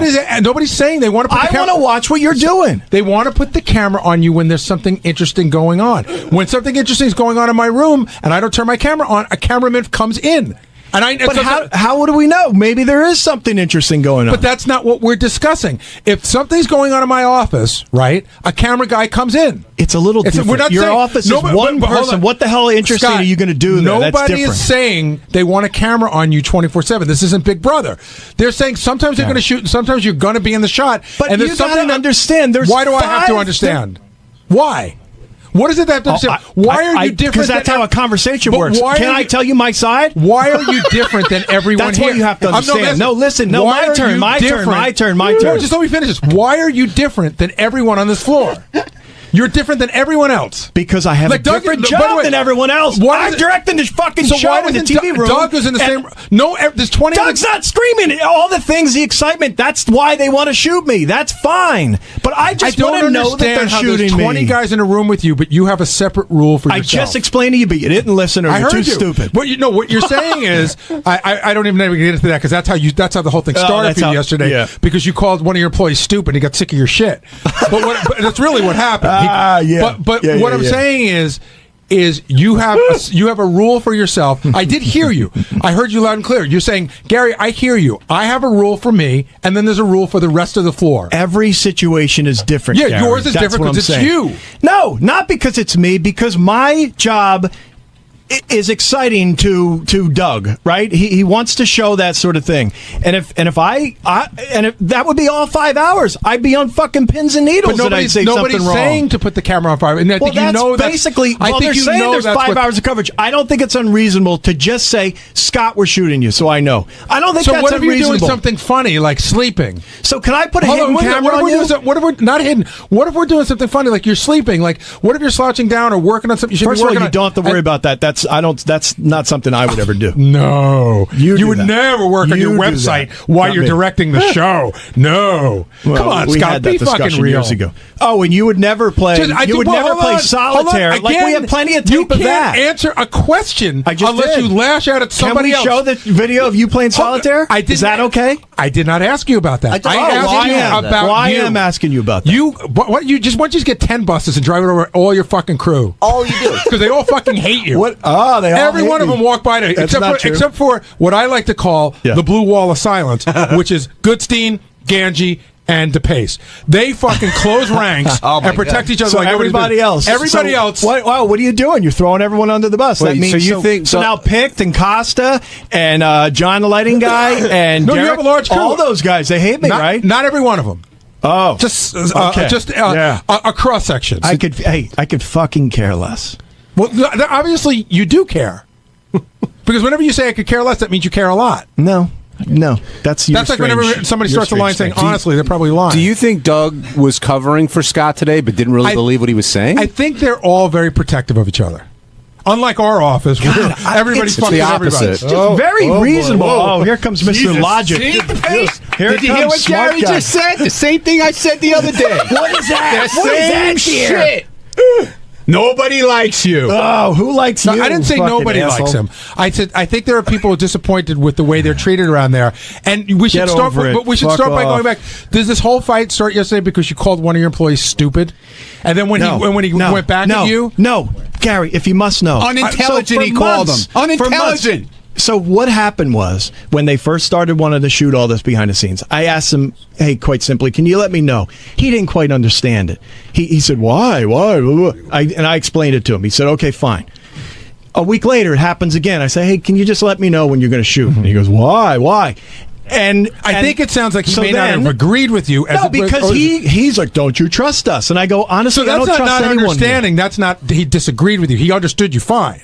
Yes. He just didn't agree with you. Yeah, well, he Which is didn't different. understand my point. No, okay? he understood it. He didn't agree with it. That doesn't make him stupid. So then it got into last week where they shot me a few times. And again, I said, guys, can you just let me know? They go, we did. I go, well, can you say it louder so I can acknowledge it or so I know it's there?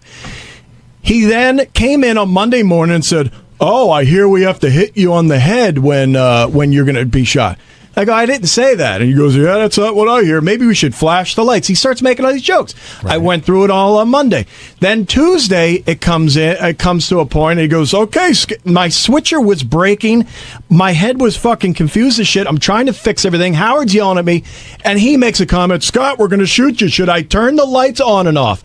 It wasn't the time to do it. No, that's exactly the time to do it. That's what this whole show is built on. Not a joke, you asshole. I'm trying to fucking deal with everything. So deal and with he makes a fucking joke while I'm sitting there trying to answer Howard, fix the fucking thing. I don't need it at that point. Was he allowed to shoot you, or is that not the time too? That would be the time to shoot me. I agree. Okay, that's what I'm saying. That's what I'm saying. But to make a joke like that, I just didn't need it. The world was crashing down around me. So what happened? So I said to him, I said, Lee, perhaps you're not intelligent enough to understand why, or something like that. I don't know. Please Whatever the audio do me a is. favor. Just try to remember exactly what you said. I don't remember. Play the tape. I don't know. Lieberman, it's all on tape. Oh, by the way, no. Tape is lost. Yeah. Did you not hear? No. The tape is lost. They can't find the tape. Lieberman was has right the tape, there. has the audio.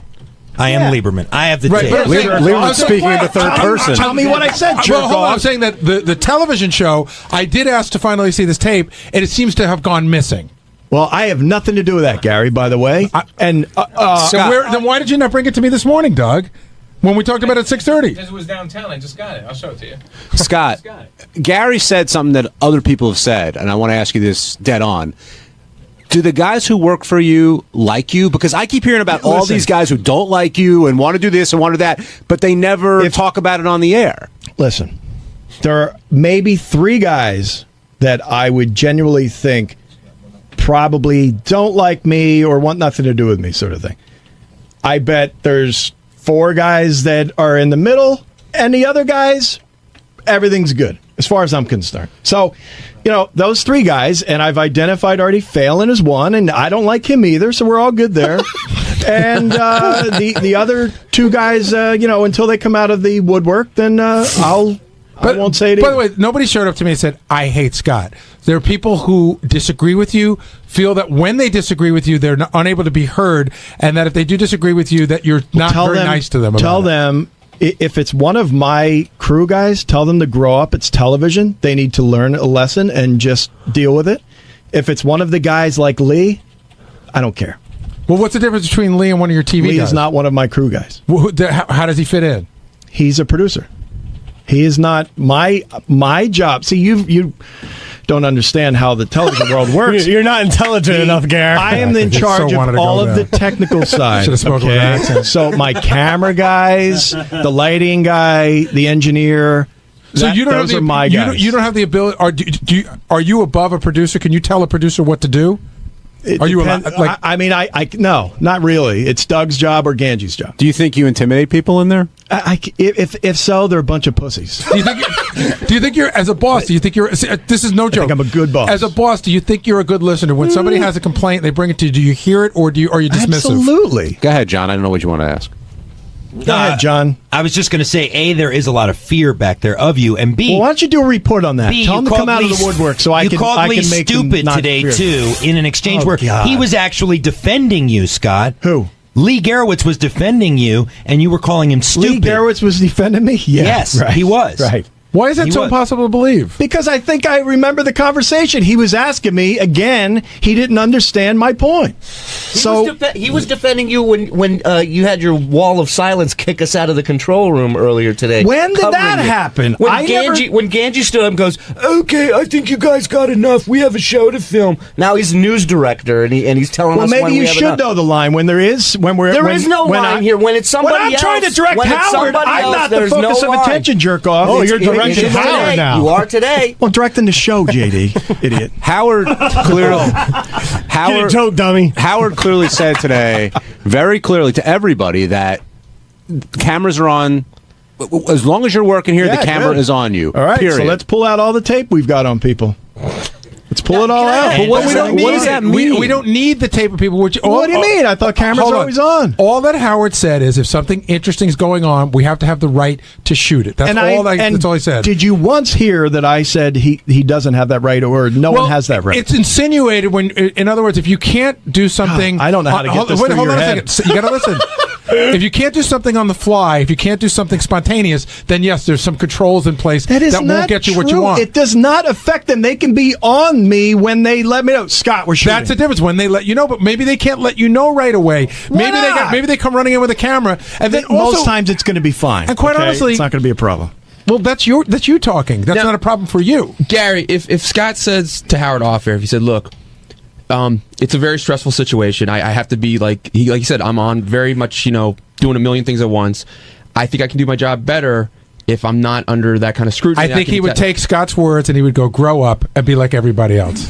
But this isn't about during the stressful situations. Everybody back there says it's about you not wanting to be captured slouching in your chair or in some sort of pose that might I not don't know look where like you got you're that busily from. working. Listen, it is part of my concern. Yes, it is a 5-hour long show. So part of your concern is the slouching. Shut up! I was talking. No, because you can't ever admit something. You just have to steamroll. I'm trying to explain to you, and you got to cut me off.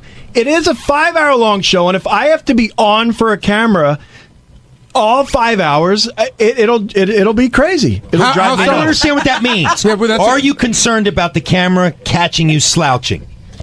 It's not slouching. No, it is. I've seen it. Call it what you will. But Are you by the way, there's concerned? nothing wrong with I've seen it. I've seen you do a lot of shit. Again, I'm not talking you about me I slouching. just said there's nothing wrong with it. As the show goes on, you get a little tired. You slouch in your chair a little bit. You're still directing the show. Nobody gives a fuck but you. Nobody cares. If I see you lower in your chair, This it is not my hold on. issue. It is no way It's my- affecting your ability to direct the show. I'd go, "Oh, he's slouching. Now the show's shitty." I've never said that. I am trying to do the best job, and if I have to sit there and filter my words and everything I say, That's what I have to do every day. That's what everyone on the show has to do every day. when there's a camera on you, you know it, you jerk off. You're not getting That's this. not always true, and it hasn't always been true. Well, then I'm fucking putting the camera. I'd put hidden cameras on you. I swear to God. I'll put a lot of them. I'll sue you for all your fucking worth, Why? asshole. Why is that? Because you can't But put a it's hidden okay. camera. You can't put a hidden camera on I me. thought it's okay. We're not talking That's about hidden essentially cameras. a hidden camera. No, is it's what not. I'm You know what? saying. Can I just say this is It the is last word because on I'm this? Who's busy. stupid now? You're stupid. I'm smarter than you are. But Garrett, don't you often say, can't you shut your door and say, "Look, this is private. I got to have the door closed, no camera." And he could say the same thing. But he doesn't have a door. No, but Sure he he could. does. Listen, And I can never hold have- on. The camera guys here, the people that we work with, they're humans. They're not assholes. They're very nice guys, and they see sometimes if things are getting out of control and you put your hand up and you go, this is not for air, they understand. They're not looking to ruin our fucking lives. No, I know that. So I don't always shut my door. I know you don't, but you always have a door to shut. But no, I don't, because there are times where the camera's on me and I'm not in my office. And Benji, I don't have a door to shut. And when there's a girl naked in the studio, their door is shut. They have a door to shut. It can be shut. But I just wanted to Why ask don't you Scott, get another door, like right behind you? I wanted to ask Scott. I think I'll have to. A quick question. When the whole thing went down with Gary nodding off at his desk, and the whole discussion came up, and then there were talks of some sort of tape of him playing solitaire, and you guys immediately denied it. All of Howard TV denied it. Yes, I did. I was protecting Gary. But I I know where it came from, and I know who did it. I was doing it right here on the wrap-up show. I know who shot it. I know exactly how it all went down. I have it from your office. Oh, good. See, that's the thing. Like he's holding on to these things, right? Denying them. I'm protecting And then you. What do you mean? Right? When someone's don't questioning protect me, anything, brother. I don't Really? need your help, and I don't need your protection. All right. And I've been doing. Listen, I've been doing the show for a long time. Like you said, Scott, it's a 5-hour show. Yeah. So once in 28 years, I close my eyes for a minute. It's a 5-hour show, man. Let's. Why don't you afford me the same courtesy? Let me have the camera on you so that when you don't know, and I promise you I won't use it. Let me put the camera, and I promise you, Scott, I'll never use it on air. Turn yours back on. I'm just saying, I promise you I'll never use it. Turn yours back on. I would. I'll go that way. I'll go down that road with you. All right. I can outlast you any day of the week. On, and you can have a camera on me the whole time. Let's do it. All right. Game on. All right. Let's go. Scott, I want to understand your argument because we were talking a little off air, and apparently I didn't. I thought you were saying the nature of your job is why the camera rule, the 24/7 camera rule, doesn't apply to you. And you said that's partially There is right. no 24/7 camera Well, when you're rule. here. I'm simply saying, yes, there is a small element of that. Because of my job, I'm very vocal. I have to, I am doing a lot of things. I'm not just sitting at my desk like some of these other guys. So that's a small piece of it. But because of my environment, the darkness of it, there is no camera light. It's essentially a hidden camera, and I don't think anyone here would like a hidden camera. May I respond to that? Because we talked about this a little bit. Gary. We talked about this a little bit during the break. Scott said that the camera has a light on it, and that we always know. We have the luxury of knowing when there's a camera on us. And John, you can attest to this too. That's just not the case. There's many times where we'll be talking to somebody, and you'll turn around and there's a camera on you. That's what your camera guys are good at. That's what they should be good at. It's their job to sort of find some stuff. But stuff. it's different, Gary. You're it's having always a conversation with someone. You've got to expect that that's going to happen. If it's a conversation that's interesting, if you're talking about something about the show, it's not like, But tell me what it is, because that's the point. I don't know what it is that you don't want. No, hold on a second. I don't know what it is, but I want to get the straight answer. I don't know what it is that you don't want people to see that might be seen. I'm not understanding it. I'm being genuine. Why don't you want a hidden camera on you? It's not a hidden camera. All right. Well, then it's why? not 24/7. If you don't understand, maybe you can explain what you're asking me. Why would you not want a camera on you the whole time? It's not the whole time. That's no one ever said let's put a camera on you the whole time. No one's ever said that, but you. But it's the same thing. It's is not what the I'm same saying. thing. I don't know when it's on, so essentially it's always on. May I explain the difference to you? The difference there is no difference. You understand that statement I just said? Hold on a second. May I explain? The difference is if I put a camera on you, hidden camera, all day, I can now go back and pick through the 6 hours the best moments. If I put a camera on you when I need it for a second, then that's that. And that's big. Do you understand the difference? So then let me ask you this. Then let me put a hidden camera on you that I won't record on all the time. I'm only going to record every so often. Is that okay? But here's why the hidden camera thing is bullshit. There are no hidden cameras here. There's everyone. In essence, it is. I'm hyper focused on the monitors. I can't look around. Again, you're just going to yell, but it's not true. But everyone operates under the premise that there's always a camera on. So you can't have a hidden camera in a place where there's 20 cameras. It's like we are a Big Brother. Gary, there's no hidden cameras. No, Gary. I'm in a control room environment. I'm hyper focused on the monitor. And I'm hyper focused on my show. No, you're not. You're hyper focused on fucking Sporkle and all that shit. But when I'm sitting there trying to watch all that stuff, I don't have time. I don't necessarily see things in my peripheral view. And again, I said that sometimes we're doing things and we don't see it either. Sometimes, all I'm asking is that I would like to be in control. So I would of like that. a tap on the shoulder when I'm in the middle of something heated that the TV guys think are interesting. Tap me, ruin the moment. There's a light Tap on me you. There's a light again, on you. I just You'll told you the see light it. doesn't count because we don't always see it. So tap me on the shoulder and ruin the moment. I tell you, for I've television. never once having an argument with someone asked them to tell me. It's when I'm sitting there watching Howard have an argument with someone. I'm directing the show. So what's the downside? What is it?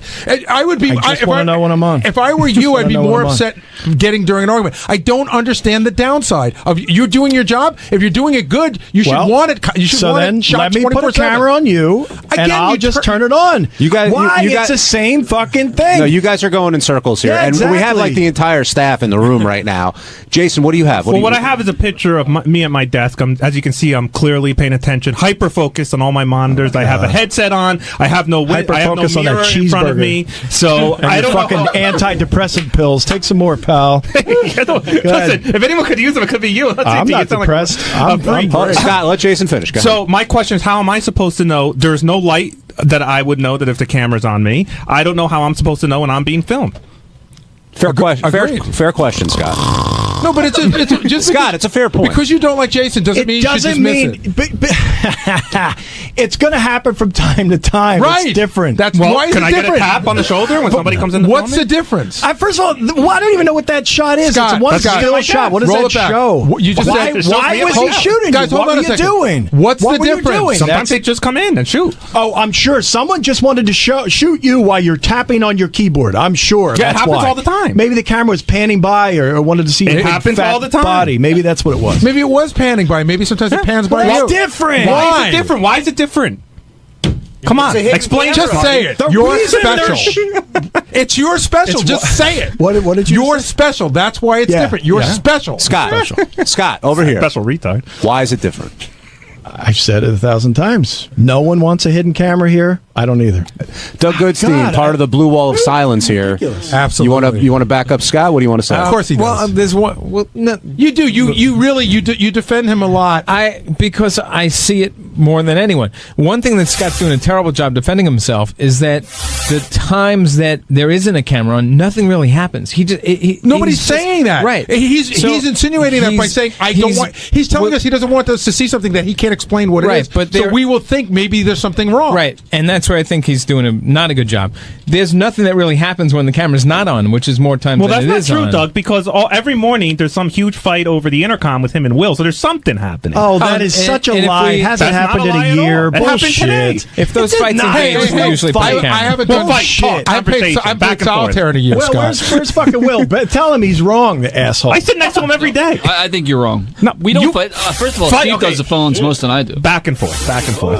did Oh, not. hey now. Oh, Scott. Who was that? Calm down. I saw it in the reflection of Scott's head. It's the only thing that got this room Think of quiet. Valley Landry.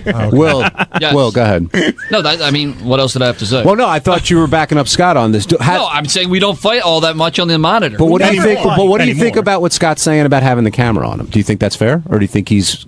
I think if you work here, you have to assume that a camera's going to be on you at all times. It's particularly when you're fighting with somebody. And can I say something to Doug? That's different. I do expect it when I'm fighting Well, with it wasn't someone. the other day when you and That's Lee were in the different. hall fighting. There was no camera out there. I that's didn't what I tell thought this was anyone about. not to. Well, when I was running around trying to find a camera guy, they were all shaking and making Dude, excuses. I have never once told anyone not to shoot something. Gary has, and everyone else Isn't has. this what I've this is all never about? once. I want to say something to Doug. Yeah, go ahead. And this is when I talk about when I joke around as a blue wall of silence. A lot of times you'll come to me in the morning and say, or somebody will come to me and say, "Oh my God, you missed it. Will and JD were mixing up in the hallway. I got a great piece of tape. Jason and Tim were yelling in the hallway. Gary and Ross were fighting. I got a great piece of tape." I never, ever get a piece of tape of what goes on in that control room. And if you're telling me that nothing ever happens, then you're full of shit. It happens, but you don't tape it because you protect yourselves.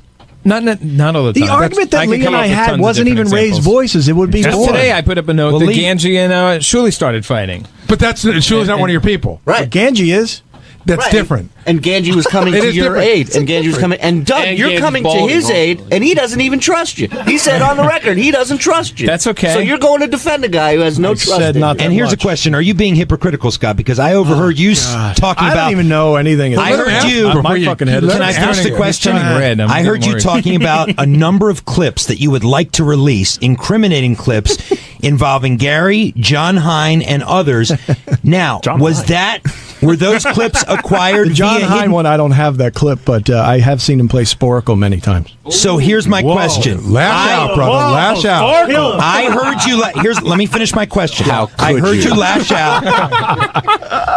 Your argument is you don't want a hidden camera on you. Now, I heard you lash out and threaten to release these clips of Gary and John. Were those clips taken without their knowledge?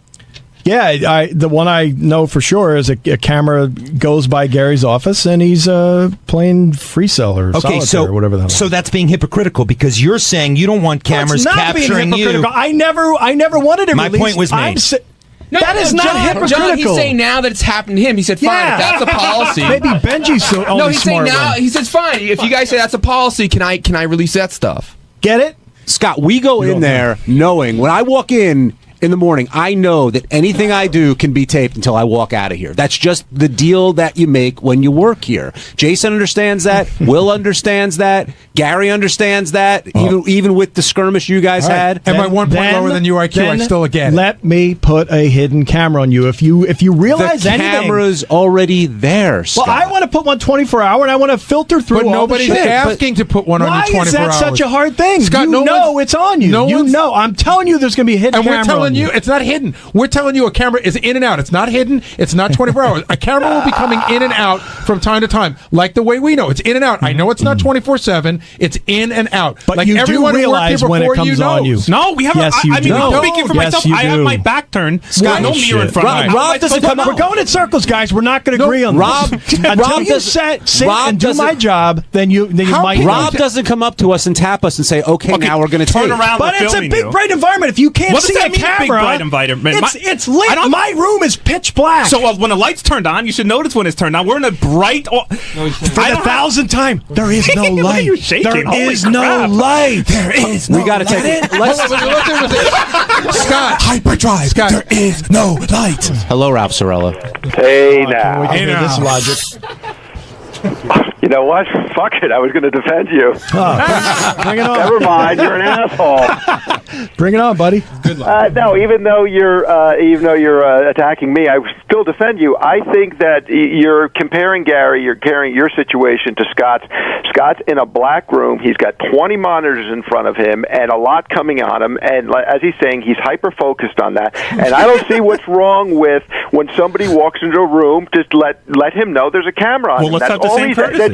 That's all he's asking. So I would and say, Gary, Ralph, you turn on your camera and you can clearly see when somebody walks into your office. but no, you can't. Wait, can I finish? No, because He's making a good you don't point. like the point that I'm making. I love the point that you're making. I'm saying that there are times when I am in my office and I have not turned my camera on, and Howard is yelling at me about something on the air, and I'm hyper focused on how to fix it, and I've got my monitor in front of me, and I got to fix it, and Howard's yelling and screaming at me, and there's a camera on me, and I then have you're no choice. blind because your door is right to your right. Because, excuse me, you know that because the door is a foot away from you. Scott's door is 20 feet behind him. No, he can't I'm see going it. to tell you again, Ralph. There are times when I am. You know where my monitor is that has all the Gary pages on, right? I'm looking there. I don't see the camera behind me. I don't not see. a fair comparison. And I'll tell you, it is a very fair comparison. I'll go you one better.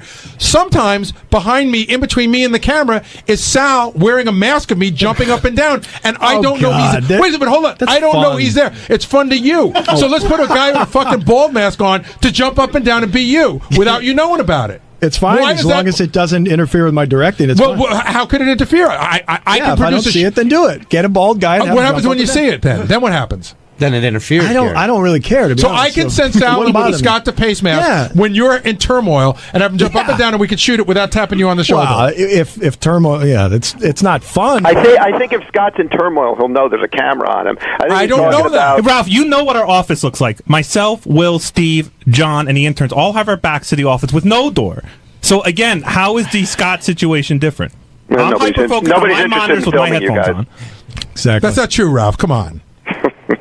It's a bright room. That right there. What does that mean? It's a bright room that doesn't put eyes in the back of my head. Exactly. You could see it. You know when the camera's in. You know when camera comes in. Let's see. And you're in a big open environment. It's different. It's just different. You guys just don't like Scott, and it's just an opportunity to kill him. Ralph's making a lot of sense. Ralph's making a lot of sense. Let the cameras go on you and see how many shots you like.